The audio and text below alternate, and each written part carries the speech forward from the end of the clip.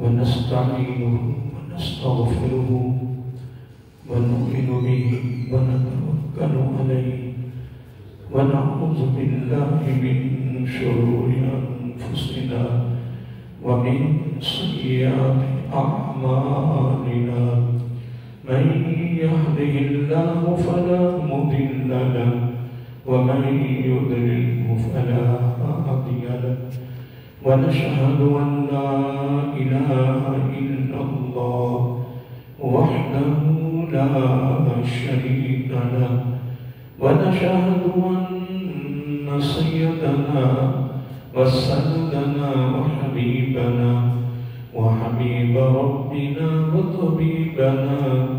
وطبيب قلوبنا ورحيمنا وكريمنا ومنجانا ومأوانا ووكيلنا وكفيلنا ووسيلتنا ومولانا محمد المصطفى صلى الله تعالى عليه وعلى آله وأصحابه نجوم الهدى وأولياء أمته وعلماء ملته وأهل سنته أجمعين أما بعد فأعوذ بالله من الشيطان الرجيم بسم الله الرحمن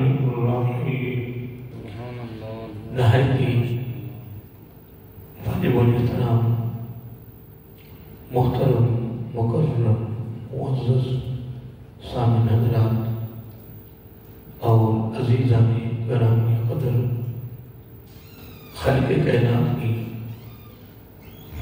تعریف اور توصیف اور حضور نبی کریم صلی اللہ علیہ وآلہ وسلم بارگاہ عالیہ مقدسہ میں نظر آنا ہے درود و سلام خالق کائنات کا بہت بڑا کرم، اس کا فضل اور اس کی خصوصی مہربانی ہے۔ اس نے ہم سب کو پیارے محبوب علیہ السلام کی امت اندر پیدا فرمایا، اور خالق کائنات کا ہمارے اوپر بہت بڑا احسان ہے کہ اس نے اپنی توفیق خاص اور اپنے محبوب علیہ السلام کی توسط سے ایمان جیسی عظیم الشان نعمت سے مالامال فرمایا۔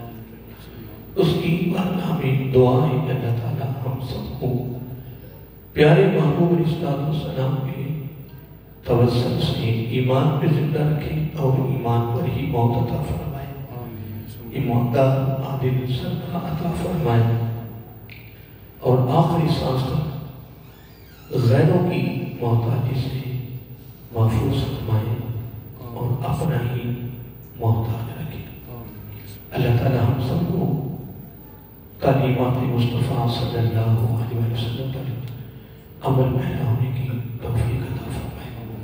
حضرات محترم،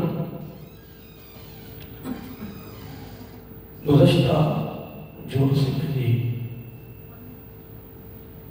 سورۃ الحج کی آیت نمبر 41 کے حوالے سے گفتگو شروع کی تھی۔ ویسے گفتگو تو فقط ایک جمعے کے لیے تھی، لیکن چند باتیں ایسی تھیں جن کے لیے دل کر رہا تھا تو ان کو بھی بیان کیا جائے۔ یقیناً اس میں شک نہیں ہے کہ جن عظیم ہستیوں نے اور جن عظیم شخصیات نے دین اسلام کی، دین محمدی صلی اللہ علیہ وسلم کی سربلندی کے لیے، اس کی اشاعت کے لیے تن من دھن قربان کیا، آج یقیناً ان کے نام روشن ہیں، ان کے نام لوگوں کی زبانوں پر جاری ہیں اور قیامت تک جاری رہیں گے۔ اور ان عظیم ہستیوں کی محبت، ان عظیم شخصیات کا پیغام، ان کی نسبت، ان کی ارادت اور ان کے نقش قدم پر چل کر زندگی کا بس حسد کرنا یہ الحمدللہ ہمارے لیے اللہ تعالیٰ کی بارگاہ میں سرخر ہونے کا ذریعہ ہے۔ اور ان عظیم ہستیوں کے لیے ہی اللہ تعالیٰ نے قرآن مجید میں اپنے کلام میں فرمایا وَاصْبِرْ نَفْسَكَ مَعَ الَّذِينَ يَدْعُونَ رَبَّهُمْ بِالْغَدَاةِ وَالْعَشِيِّ يُرِيدُونَ وَجْهَهُ وَلَا تَعْدُ عَيْنَكَ عَنْهُمْ۔ یہ وہ ہستیاں ہیں جن کے بارے میں اللہ تعالیٰ نے ہمیں ان کے ساتھ جڑنے کے لیے، اپنی نسبت کو مضبوط کرنے کے لیے، اپنی ارادت کو پختہ کرنے کے لیے حکم کر رکھا ہے، کیونکہ ان عظیم ہستیوں کی جو زندگی ہے، ان کی جو سیرت ہے، ان کا جو کردار ہے، ان کے جو اعمال ہیں، ان کی جو افعال ہیں، ان کی جو قربانیاں ہیں، اور دین اسلام کی جو ان کی جدوجہد، ان کی کاوش، اور جو الحمدللہ جاری رہی، وہ اللہ تعالیٰ کو بہت ہی پسند ہے۔ اور اس وجہ سے اللہ تعالیٰ نے ہمیں ان عظیم ہستیوں کے ساتھ نسبت کو قائم کرنے کا حکم کر رکھا ہے۔ اور نسبت کا کیا حکم ہے کہ ان کی نقش قدم پر چل کر اپنی زندگی کو خوبصورت بنا کر گزاریں۔ اللہ تعالیٰ ہمیں ان عظیم ہستیوں کے ساتھ اتباع کی صورت میں محبت کا رشتہ پختہ کرنے کی توفیق عطا فرمائے۔ اس آیت کریمہ میں اللہ تعالیٰ نے، اس پر میں نے پچھلی میں بھی تفصیل تھوڑا سا کر دیا تھا، لیکن صرف اس کا مفہوم دوبارہ پیش کر کے آگے چلتا ہوں۔ اللہ تعالیٰ فرما رہا ہے کہ الذین ان مکناہم فی الارض، یعنی زمین پر ان لوگوں کو ہم نے حاکم بنایا ہے، حکمرانی دی ہے، ذمہ داری دی ہے۔ اس میں نے ایک بات کی تھی کہ یہ سربراہی جو ہے یہ فقط ملک تک محدود نہیں ہے، یہ ایک گھر سے پروگرام شروع ہوتا ہے۔ کیا؟ ایک گھر سے پروگرام شروع ہوتا ہے کہ ایک گھر ہے، ایک پوری فیملی ہے، اس کا ایک سربراہ ہے، اس کا ایک سربراہ ہے، ان کا حاکم ہے، اور ساری گھر کی ذمہ داری اس کے سر پر ہے۔ پھر ایک گلی کا سربراہ ہے، پوری محلہ کا سربراہ ہے، پوری علاقے کا سربراہ ہے۔ پھر جس طرح ملکوں کے مختلف یونیکونسل بنی ہوتی ہے، صوبے بنے ہوتے ہیں، ضلع ہیں، پھر پورا ملک ہے۔ یعنی یوں سمجھ لیں کہ اللہ تعالیٰ فرما رہا ہے کہ الذین ان مکناہم فی الارض، کہ زمین پر ان کو ہم نے کیا بنایا ہے؟ حاکم بنایا ہے۔ ان حکمرانوں میں سے اہل حق کون ہے؟ یہی اللہ تعالیٰ کا یہ مدعا، اللہ تعالیٰ ان کا تعارف کروا رہا ہے۔ جس طرح میں نے پہلے تقریباً 7 آدمی میں اس موضوع پر میں پڑھائے تھے کہ اہل ایمان مرد اور اہل ایمان عورتیں کون ہیں، اللہ نے ان کا تعارف کروایا، ان کی ساری علامات، ان کی نشانیاں بیان کی، رب نے سارا تعارف کروا دیا۔ پھر ان کے لیے رب نے جو پروٹوکول رکھا، جو انعاموں کی بارش کی، اللہ تعالیٰ وہ سارا نقشہ کھینچ کر قرآن میں رکھ دیا ہے۔ لیکن اصل میں بات یہ نہیں ہے، ہماری بدقسمتی، ہماری بدنصیبی ہے کہ ہم اللہ کے تعالیٰ کے کلام کے قریب نہیں آ رہے۔ کیا؟ اللہ تعالیٰ کے کلام کے قریب نہیں آ رہے۔ قرآن کا ہم مطالعہ نہیں کرتے، تلاوت نہیں کرتے، پڑھتے نہیں ہیں، سمجھتے نہیں ہیں، غور و فکر نہیں کرتے، غور و غور نہیں کرتے، اس میں تدبر نہیں کرتے۔ یہ ہماری بدنصیبی ہے، وگرنہ یہ اتنا بڑا رب کا کلام ہے، 30 پارے ہیں۔ اللہ تعالیٰ نے اپنے کلام میں کوئی بات چھوڑی نہیں ہے۔ صرف بدقسمتی ہماری ہے کہ ہم ان چیزوں کو تلاش کر ہی نہیں رہے، قریب ہی نہیں آ رہے۔ وگرنہ وہ لفظ آتا ہے جمیع العلم فی القرآن، جمیع العلم فی القرآن، تعالیٰ جتنے بھی علوم ہیں وہ سارے قرآن مجید میں محفوظ ہیں۔ جمیع العلم فی القرآن، قرآن میں جمیع علم ہے۔ کیا؟ جمیع علوم ہے، سارے علوم اللہ نے قرآن میں رکھی ہیں۔ لیکن تقاصرت انہو افہام الرجال، مردوں کی جو عقلیں ہیں، جو شعور ہیں، جو سمجھیں ہیں، وہ قاصر ہیں، وہ نہیں اللہ تعالیٰ کے کلام کو سمجھ سکتے۔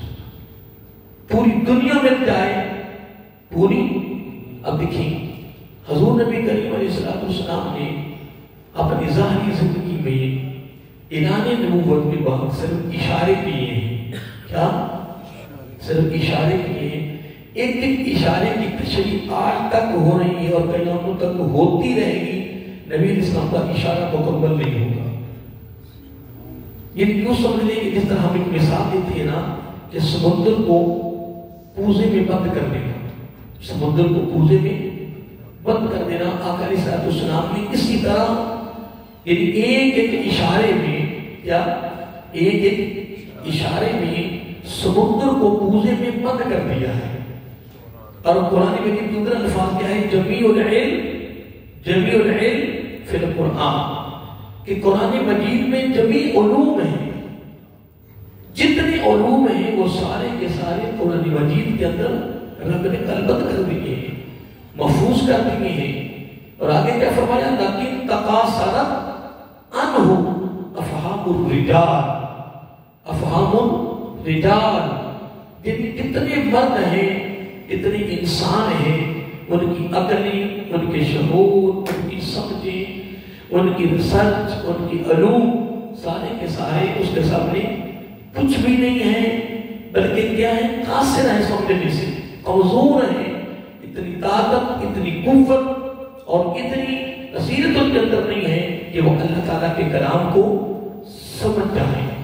لیکن ہماری بدنصیبی ہے کہ ہم قرآن کے قریب نہیں آ رہے، وگر اپنے قرآن میں کوئی چیز چھوڑی نہیں ہے۔ اب سنیے اللہ تعالیٰ قرآن میں کیا فرما رہا ہے؟ الذین ان مکناہم فی الارض، کہ میں نے زمین پر جس کو بھی میں نے حاکم بنایا ہے، سربراہ بنایا ہے، جن کو ہم نے ذمہ داری دے رکھی ہے، ان میں سے اہل حق کون ہے؟ یہ اللہ تعالیٰ تعارف کروا رہا ہے، ان کے اللہ تعالیٰ نشانی بیان کر رہا ہے، علامت بیان کر رہا ہے، اور نہ سمجھ لیں کہ ان کی علامات، ان کی نشانیاں اللہ تعالیٰ بیان کر رہا ہے۔ پہلے یہ جملہ سنیے آپ نے کہ زمین پر جتنے حکماء ہیں، حاکم ہیں، ذمہ دار لوگ ہیں، جو ایک فیملی سے لے کر ملک کی سربراہی تک ایک سلسلہ چل رہا ہے، ایک سلسلہ چل رہا ہے، وہ گھر ہے، وہ گلی ہے، وہ بازار ہے، وہ علاقہ ہے، وہ تحصیل ہے، وہ ضلع ہے، وہ صوبہ ہے، وہ ملک ہے۔ الذین ان مکناہم فی الارض، اللہ تعالیٰ فرما رہا ہے کہ زمین پر جن کو ہم نے کیا بنایا ہے؟ بولیے، جن کو ہم نے حاکم بنایا ہے، سربراہ بنایا ہے، یوں سمجھے تو ہم نے ان کے ہاں ذمہ داری سپرد ان کے کر دی ہے، ایک ذمہ داری ان کو ہم نے دے دی ہے۔ اب ذمہ داری کو نبھانے میں، حاکمیت کرنے میں، حکمرانی کرنے میں اہل حق کون ہے؟ اہل حق کون ہے؟ اے باری تعالیٰ کون ہے؟ تو ہم نے ان کی پہلی نشانی بیان کی کہ اقام الصلاۃ، وہ زندگی میں کبھی نماز کو ترک نہیں ہونے دیتے ہیں، وہ نماز کو کبھی ترک نہیں ہونے دیتے ہیں۔ جو نماز کی اس پر میں نے پچھلے جمعے تشریح کر دی تھی، اس میں میں نے جملہ کہا تھا، آقا علیہ السلام، حضرت ابو بکر صدیق رضی اللہ تعالیٰ عنہ، حضرت فاروق اعظم رضی اللہ تعالیٰ عنہ، حضرت عثمان غنی رضی اللہ تعالیٰ عنہ، حضرت علی شیر خدا برقرار رضی اللہ تعالیٰ عنہ، حضرت امام حسن مجتبی، میں نے ایک ترتیب دی تھی کہ وہ وقت کے سردار بھی تھے اور وقت کے وہ امام و خطیب بھی تھے، اور جب سے یہ نظام، بولیے، یہ نظام، یہ حکمرانی جب یہاں دین سے نکلی، فقط دنیا تک رہ گئی، دنیا تک محدود ہو گئی، تو پھر صورت کی خلاص بھی نہیں پڑنی ہے۔ کیا؟ تو امامت تو بڑی دور کی بات ہے، آقا کے مصلی پہ کھڑے ہونا تو بڑی دور کی بات ہے۔ پھر نماز میں اگر ہاتھ بھی باندھتے ہیں نا، ٹھیک ہے نا جی، تو پھر کی سربراہوں کے ہاتھ بھی ایسے باندھی ہوتی ہیں، وہ کس طرح امامت اور کس طرح وہ خطابت کریں گے. لیکن شرط کیا ہے کہ جو وقت کا سربراہ ہوتا ہے وہ جو اس ملک کی مرکزی مسجد اس کا وہ امام بھی ہوگا اور خطیب بھی ہوگا. اگر کچھ آئے گا تو ہوگا، لیکن ذمہ داری کیا ہے؟ سنیے، اللہ تعالیٰ فرما رہا ہے اقاموا الصلاۃ، ان کی پہلی نشانی یہ ہے کہ وہ کبھی نماز کو ترک نہیں ہونے دیتے. نمبر 2 وآتوا الزکاۃ، اگر ان پر زکوٰۃ فرض ہو جائے تو اس میں تاخیر نہیں کرتے، فوراً زکوٰۃ کی ادائیگی کر دیتے. کتنی نشانیاں ہو گئی؟ 2. اہل حق حکماء کی، ٹھیک ہے. نمبر 3 وَأَمَرُوا بِالْمَعْرُوفِ، وہ نیکی خود بھی کرتے ہیں اور اگلوں کو بھی نیکی کی ترغیب دیتے ہیں، تعلیم دیتے ہیں، درس دیتے ہیں، دعوت فکر دیتے ہیں. کس کا؟ نیکی کا، بھلائی کا، خیر کا. نمبر 3 سبحان اللہ، یہ بات رب نے چھوڑی نا، یہ آیت کریمہ کو کون پڑھے، اس کا کون مطالعہ کرے، اس کی اندر کون ریسرچ کرے، کون تدبر کرے، کون فکر کرے کہ رب نے سورۃ حج کی اور پارہ نمبر 17 کی آیت نمبر 41 میں رب نے کیا خصوص پیغام دے دیا کہ جن کے پاس ذمہ داری ہے ان میں سے اہل حق کون ہیں، ان کی پہچان اللہ تعالیٰ خود کروا رہا ہے، میں نہیں کروا رہا، اللہ تعالیٰ کروا رہا ہے کہ پہلی ان کی نشانی، ان کی علامت، ان کی پہچان، ان کا تعارف کیا ہے کہ وہ زندگی میں نماز. نمبر 2 زکوٰۃ میں تاخیر نہیں کرتے. نمبر 3 نیکی خود بھی کرتے ہیں اور دوسروں کو نیکی کی ترغیب دیتے ہیں. اگر ایک گھر کا سربراہ آرام فرما رہا ہو تو باقی فیملی نماز کیسے پڑھے گی؟ اگر سربراہ نیکی نہیں کر رہا، برائیوں پر لگا ہوا ہے، تو وہ گھر والوں کو نیکی کی ترغیب کیسے دے گا جی؟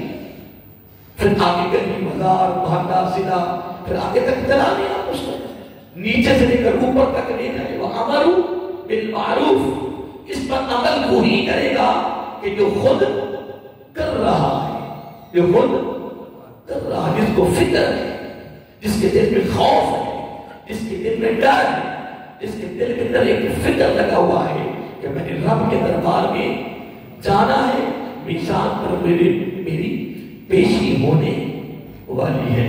نمبر 4 وَنَهَوْا عَنِ الْمُنْكَرِ، خود بھی برائی سے بچتے ہیں، بچاتے ہیں، رکتے ہیں، رکے رہتے ہیں اور دوسروں کو بھی برائی سے بچاتے ہیں. اس طرح ایک نکتہ دے رہا ہوں جو آپ ذہن نشین کر لیں، اپنی دل کی ترتیب میں لکھ لیں، اپنی کشکول میں رکھ لیں، اپنے دامن میں رکھ لیں.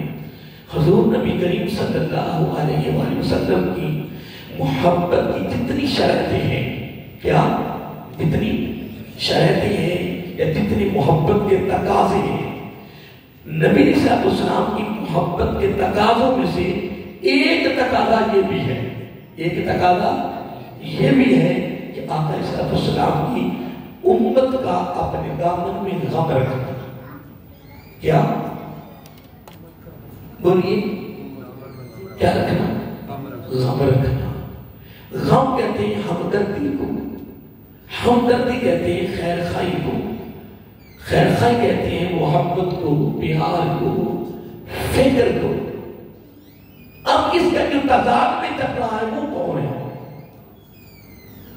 سوال تو یہ پیدا ہوتا ہے نا کہ وَأَمْرُ بِالْمَعْرُوفِ وَنَهْيُ عَنِ الْمُنْكَرِ. نیکی خود، کچھ لوگ ایسے ہیں جو خود نیکی کرتے ہیں اور دوسروں کو نیکی کی ترغیب نہیں دیتے، اور یہاں تک کہ بلا کہہ دیتے مرنے کے بعد سامنے کی لگی انہوں اپنی قبر جانا سے اپنی قبر جانا، سامنے کی لگے کرم جانا. کیوں؟ آقا علیہ السلام کے بعد نبی نہیں آنا، آپ ختم نبوت کا تاج پہن کر رہے ہیں، خاتم النبی ہی رہے. فرمایا لا نبی یا بعدی، میرے بعد کوئی نبی نہیں رہے گا، انا خاتم النبی ہی. یہ میرا آقا کی جملے ہیں اور قرآن مجید میں بھی یہ لفظ آتے ہیں ما قال محمد ابا احد من رجالکم ولکن رسول اللہ وخاتم النبیین. لیکن اب جو میں بات نہیں کرنا چاہتا ہوں وہ قابل توجہ ہے. نبی عیسیٰ علیہ السلام آخری نبی ہے، نبوت کا دروازہ بند ہو گیا ہے. اب نبی نہیں آنا، اب نبی کا ہر امتی مبلغ ہے، ہر امتی کی ذمہ داری ہے. بولیے ہر، یہ میری بات پہ غور کریں، نبی عیسیٰ علیہ السلام کی ہر امتی کون ہے؟ مبلغ ہے، ذمہ داری ہے، اس پر لازم ہے کہ جو اس کے بعد اچھی بات پہنچے، کوئی اچھا پیغام پہنچے، کوئی اچھی دعوت پہنچے، کوئی اچھا سبق، کوئی اچھا درس، کوئی خیر کی چیز پہنچے تو وہ کنجوسی نہ کرے، بخیلی نہ کرے، اس بات کو بہت جلد نبی عیسیٰ علیہ السلام کی امت تک پہنچا دے. اگر وہ خود نیکی کر رہا ہے، وہ بچا رہا ہے اپنے آپ کو، بولیے وہ اپنے آپ کو بچا رہا ہے. جس سے میں دوزخ سے بچ جاؤں، عذاب قبر سے بچ جاؤں، رب کے دربار میں میں سرخرو ہو جاؤں، رب کے دربار میں کامیاب ہو جاؤں، تو وہ فقط اپنے پیٹ تک نہ رہے، وہ امر بالمعروف ونہی عن المنکر.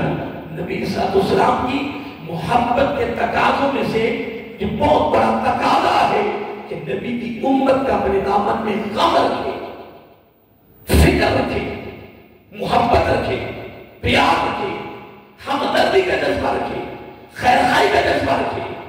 میں آپ کے ساتھ ابھی ایک تبادلہ خیال کیا ہے کہ جو اس کے مقابل چل رہا ہے، لوٹ رہا ہے، رشوت کھا رہا ہے، سود کھا رہا ہے، بےایمانی کر رہا ہے، فراڈ کر رہا ہے، دھوکہ کر رہا ہے، اب وہ کس یعنی حصے کے ساتھ فرد ہے، وہ کس کا کہنا میں کھڑے ہو جائے. اور میں نے 7-8 جمعے اس سے قبل پڑھا چکا ہوں کہ والمؤمنون والمؤمنات بعضهم اولیاء بعض. پھر میں نے یہ بھی جملہ قیمت کو بولا کہ یہ میرا امامہ شریف جو ہے نا، یہ گارنٹی نہیں ہے، میری داڑھی گارنٹی نہیں ہے، میری نمازیں بھی گارنٹی نہیں ہے، میرے روزے بھی گارنٹی نہیں ہے، میرے خطابات، میری بات و ریاضت، میری ہر وقت ہاتھ میں تسبیح رکھنا، اللہ اللہ کرنا، یہ گارنٹی نہیں ہے. یہ بات سن لے توجہ سے، یہ گارنٹی اور ضمانت نہیں ہے. اور سب سے بڑی گارنٹی، سب سے بڑی ضمانت کیا ہے کہ اس کا اللہ تعالیٰ کی مخلوق کے ساتھ پیار کیا ہے. یہ جملہ ذہن میں رکھیں کہ اللہ تعالیٰ کی مخلوق کے ساتھ اس کا پیار کیا ہے، اللہ کی مخلوق کے ساتھ اس کی محبت کیا ہے، اللہ تعالیٰ کی مخلوق کے ساتھ اس کا برتاؤ کیا ہے. خیر الناس من انفع للناس. پوری انسانیت میں سے، پوری انسانیت میں سے خیر الناس اس کا جمع ہے. پوری دنیا کے انسانوں میں سے، اس میں غیر مسلم بھی ہیں، اس میں مسلمان بھی ہیں. مسلمان کا قیامت میں آخرت میں حصہ ہے، غیر مسلم کا حصہ نہیں ہے. وہ جتنی نیکی کرے، کتنا خرچ کرے، قیامت کے دن اس کا کوئی صلہ نہیں ہے، آخرت میں کوئی حصہ نہیں ہے. مسلمان کے اس ایمان کی دولت کی برکت یہ ہے کہ اس کا حصہ آخرت میں ہے. لیکن غیر مسلم، کافر، مشرک جب تک زندہ ہے، اگر وہ سخاوت کر رہا ہے تو جب تک زندہ ہے وہ بھی رب کا محبوب بنتا ہے. یہ جملہ بھلانا نہیں ہے. لیکن جب وہ مرے گا اس کا کھاتا صاف ہو جائے گا، ختم ہو جائے گا. لیکن جب تک وہ دنیا میں ہے تو وہ اللہ کی مخلوق پر کیا کر رہا ہے؟ لٹا رہا ہے، خرچ کر رہا ہے. تو آقا علیہ السلام نے فرمایا جتنی دیر یہ زندہ ہے، جو یہ کام کر رہا ہے، جو یہ فعل کر رہا ہے، جس کے ڈگر پہ چل رہا ہے، جو یہ عمل کر رہا ہے، رب کو اتنا پسند ہے، اتنا محبوب ہے کہ جب تک زندہ ہے وہ رب کا محبوب بنتا ہے. لیکن آخر اس کا حساب نہیں ہے. تو ملا کر کیا فرمایا صلی اللہ علیہ وسلم نے؟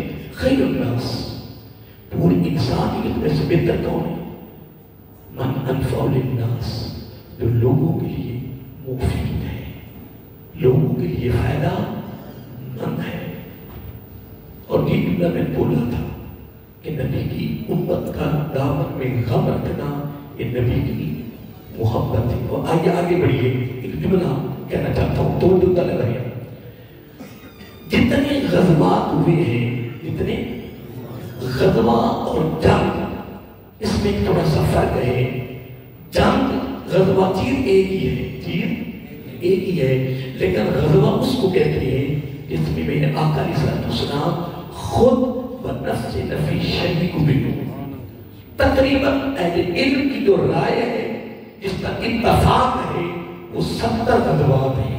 کتنے؟ 70 غزوات میں، یعنی یوں سمجھ لیں کہ 70 جنگوں میں آقا علیہ السلام نے خود کمان کی ہے. چیف آف آرمی رہے ہیں، چیف آف کمانڈر رہے ہیں میرے آقا علیہ السلام. اور غزوہ احد نہیں، جبل احد کے بالکل قریب ایک ٹریننگ سینٹر تھا. آقا علیہ السلام وہاں خود ٹریننگ دیتے تھے، پھر مجاہدین کو الوداع کرتے تھے، پھر الوداع کرتے وقت خود قدم ان کے ساتھ چلتے تھے، پھر ہدایہ کرتے تھے. خواتین ہیں، بوڑھے ہیں، بچے ہیں، فصلیں ہیں، خوراک والی چیزیں ہیں، یا علاقے میں بستی والے لوگ رہ رہے ہیں، ان کو نقصان نہیں دینا. میرے آقا علیہ السلام کی ایک خصوصی تعلیم ہوتی تھی مجاہدین اسلام کے. مجاہدین آگے محترم جو میں جملہ دینا چاہتا ہوں سن لیں. کتنے غزوات میں میرا آقا شریک ہوئے ہیں؟ 70 میں. اس سے دائیں بائیں روایتیں چلتی رہتی ہیں جس پر مختلف علماء کے اہل علم کی تحقیقیں چلتی ہیں، لیکن اس پر زیادہ متفق ہیں یا رائے جمع ہے اہل علم کی. وہ کتنی ہیں؟ غزوہ تبوک آخری غزوہ تھا جس میں میرا آقا صلی اللہ علیہ وسلم شریک ہوئے. اس کو جیسے اسرا بھی کہتے ہیں، اور اثر عین سین رام 3 حرف ہے. اثر کہتے ہیں تنگی کو. کیا؟ جب یہ غزوہ ہوا تو بڑی اس وقت تنگی تھی، اناج کی، اصل کی. بہت ایک عجیب اس وقت تھا امت مسلمان پر، یعنی اثر. اب اس وقت کیا ہوا؟ اب دیکھیں غزوہ بدر ہوا ہے. میں زیادہ ترتیب نہیں دوں گا، میں 2-4 کا ذکر کروں گا، وہ بھی مثال کے لیے. غزوہ بدر، اس میں 313 صحابہ شریک ہوئے تھے. کتنے؟ اور غزوہ احد میں 700 شریک ہوئے تھے. کتنے؟ 700 شریک ہوئے. اب اس کے بعد فتح صلح حدیبیہ ہوا، اس میں 1500 میرے آقا کے غلام شامل تھے. فتح مکہ کے موقع پر 10,000 صحابہ کرام شریک تھے. اس میں اور اس کے بعد غزوہ حنین ہوا، اس میں 12,000. میں سے 2-4 باتیں مثال کی ہیں، لیکن جب غزوہ تبوک ہوا تو قریباً مدینہ المنورہ سے 850 کلومیٹر کے فاصلے پر ہے. کتنے؟ القصیم اور تبوک ایک ہی سائڈ پر ہے. اور قلعہ خیبر جو فتح ہوا تھا جو علی رضی اللہ نے اکھاڑا تھا، وہ بھی اسی سائڈ پر ہے. پر میں بات کر رہا تھا غزوہ تبوک کے موقع پر 40 سے لے کر 72,000 تک صحابہ کرام موجود تھے. اس میں حاضر تھے اس میں. اور اس طرح شریک ہونے کا جذبہ تھا کہ آقا علیہ السلام نے ایک رجسٹر رکھا، اس میں نام لکھے جا رہے تھے. یہاں تک کہ رجسٹر مکمل ہو گیا. میرا آقا نے فرمایا اب صحابہ کرام کو ویسے آنے دے، رب دیکھ رہا ہے. رب اب اس میں جو میں نکتہ دینا چاہتا ہوں وہ یہ ہے کہ 40 سے 72,000 صحابہ کرام غزوہ تبوک میں شریک ہوئے.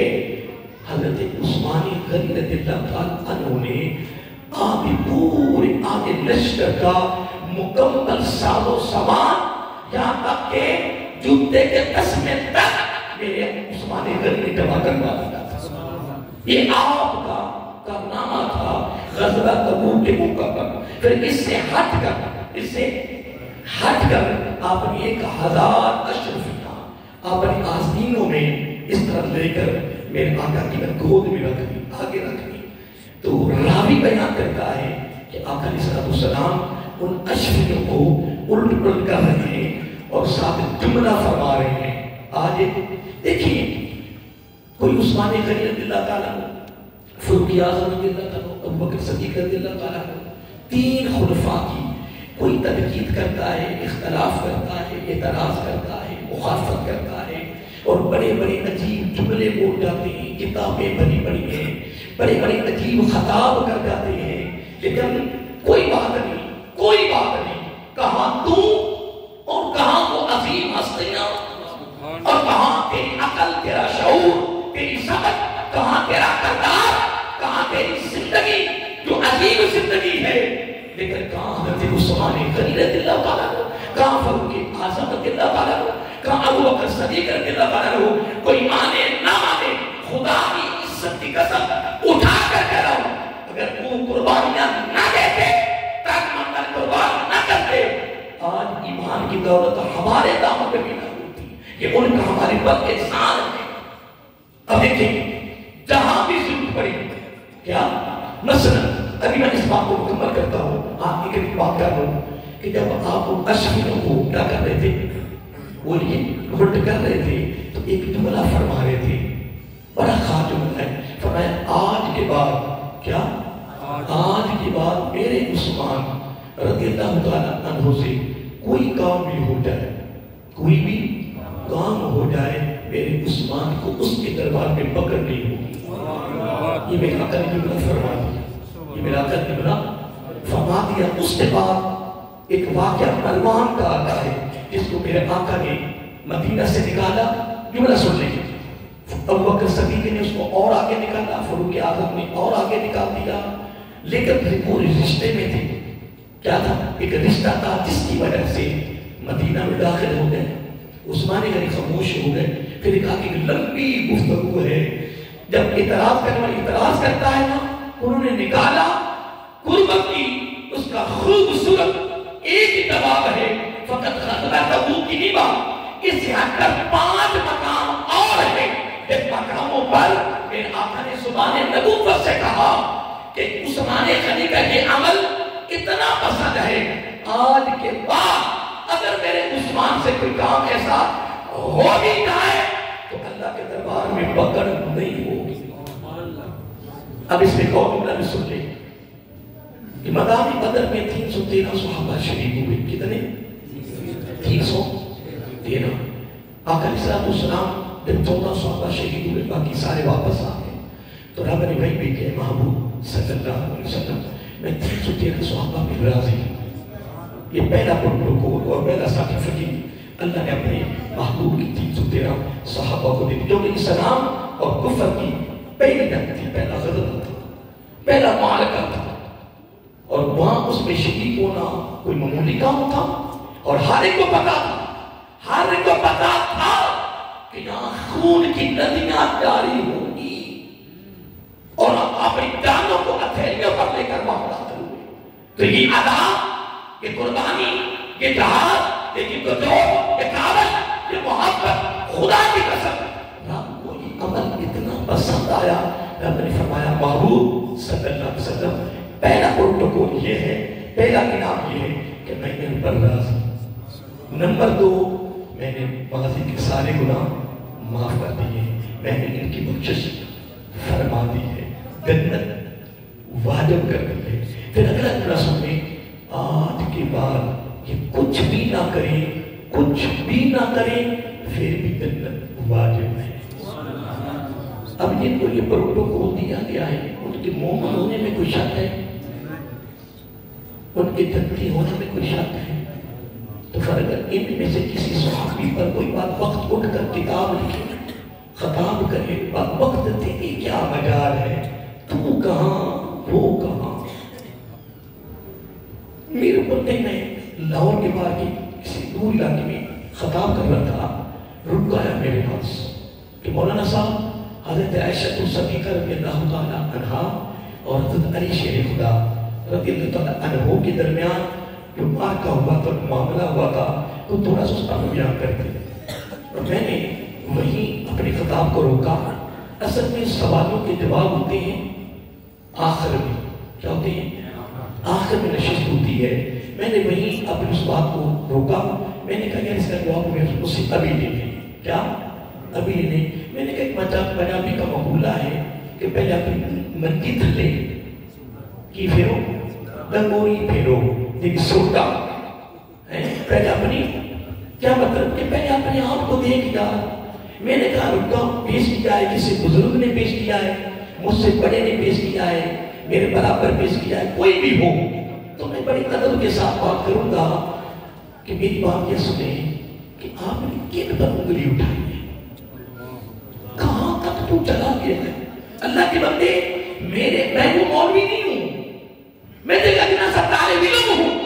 تو مجھے رکا پیش کر کے مجھ سے تبصرہ کروائے نہیں محترم. میرا ایک ہی موقف ہے, حضرت عائشہ صدیقہ ماں ہے, حضرت علی اس کا بیٹا ہے. کیوں کہ رب نے فرمایا امہات المؤمنین, نبی کی بیوی, نبی کی بیویاں نبی کی ساری امت کی مائیں ہیں. اگر ادھر سے رشتہ لیں حضرت عائشہ صدیقہ رضی اللہ تعالیٰ عنہ ماں ہے, حضرت علی رضی اللہ تعالیٰ کیا ہے بیٹے ہیں, پھر وہ نبی کی بیوی ہے, وہ حضرت علی نبی کے ویر ہے, دماد ہے. فرمایا میری بات سن, کوئی تفسیر نہیں ہے, کوئی بحث نہیں ہے, کوئی تشریح نہیں ہے. کہاں ہم کہاں وہ, ایک ہی جواب ہے.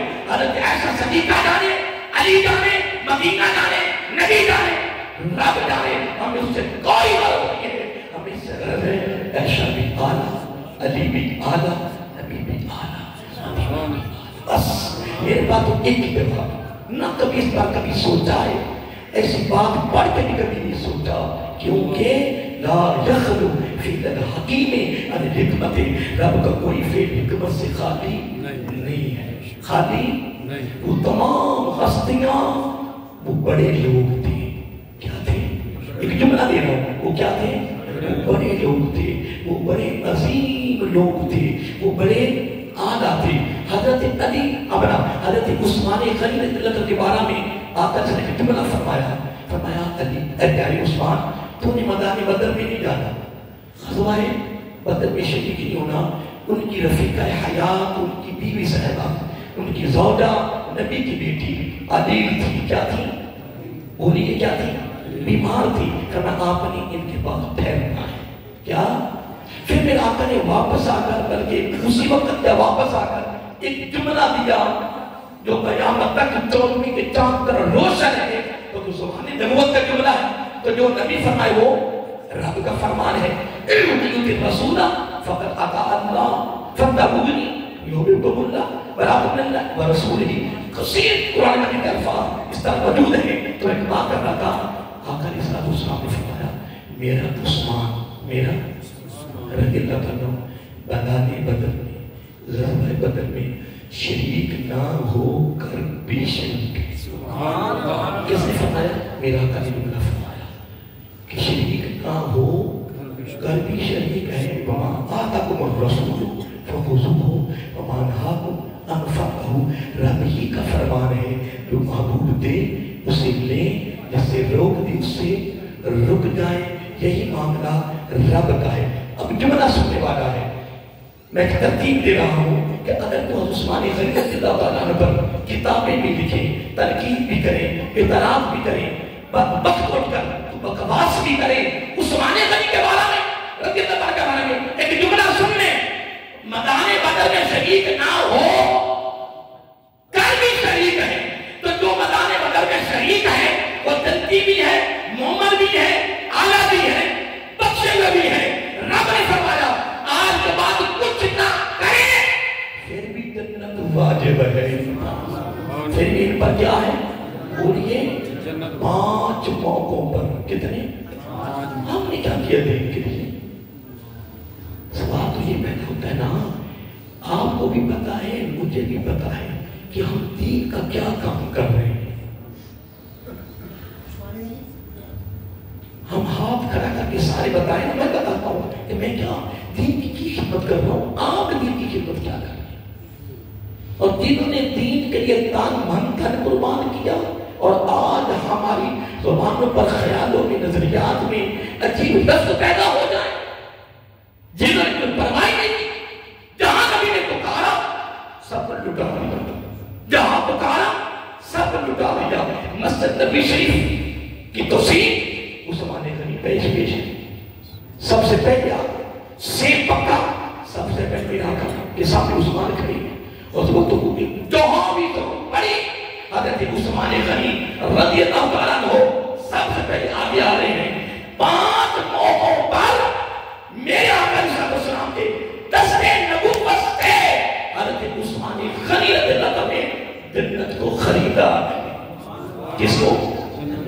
میں ساری باتیں چھوڑتا ہوں نا تاکہ رسول برکت کے لیے بس حاضری لگوانی تھی آپ کی بھی اور میں نے اپنی بھی, کیونکہ پچھلا جمعہ میں نے 18 دن حج کے حوالے سے پڑھایا تھا کہ 18 دن حج کو آپ کی شہادت کا دن ہے.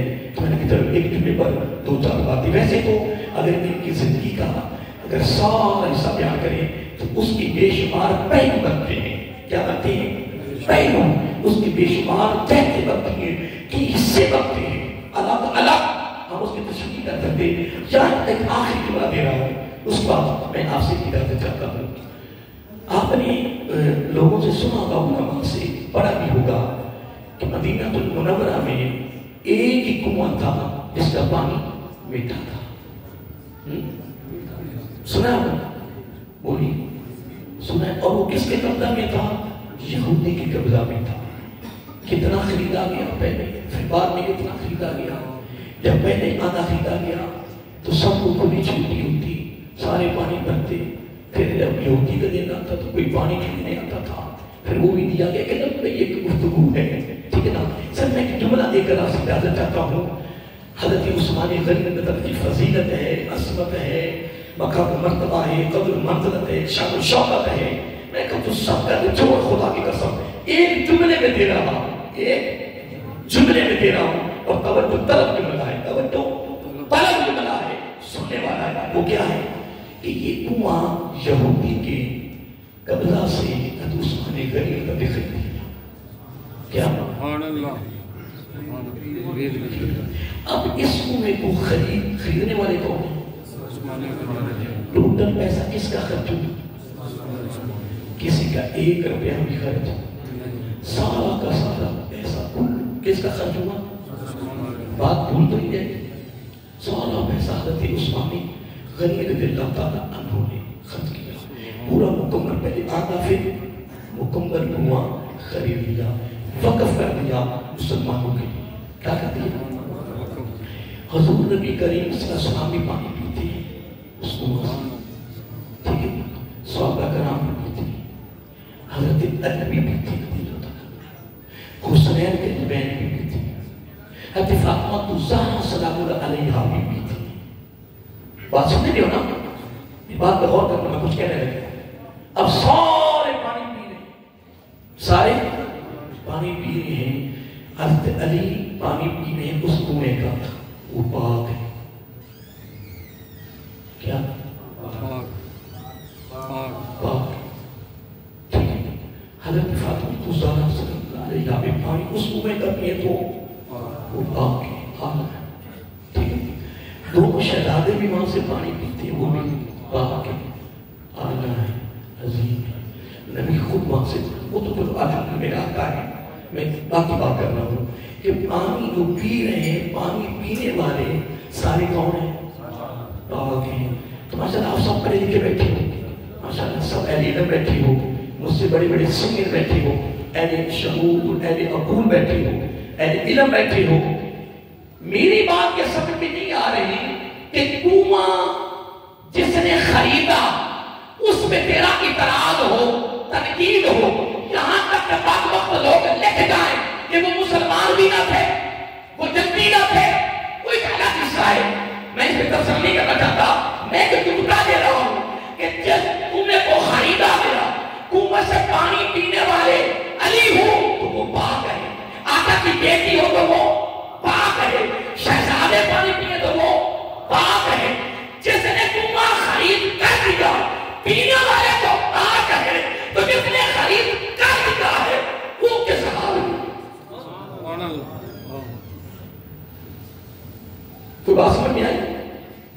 بولی اگر تمہارے پاس اگر کوئی جملہ ایسا آ جائے تو تم کیا جواب دو گے؟ خاموش ہو جاؤ گے؟ بس میں تو یہ جملہ کہوں گا اللہ کے بندے، کہاں تو اور کہاں میں. لیکن ایک بات میں ضرور رکھتا جاؤں گا، ٹائم تو ہو ہی گیا ہے، لیکن ایک میں حدیث ضرور کوٹ کروں گا.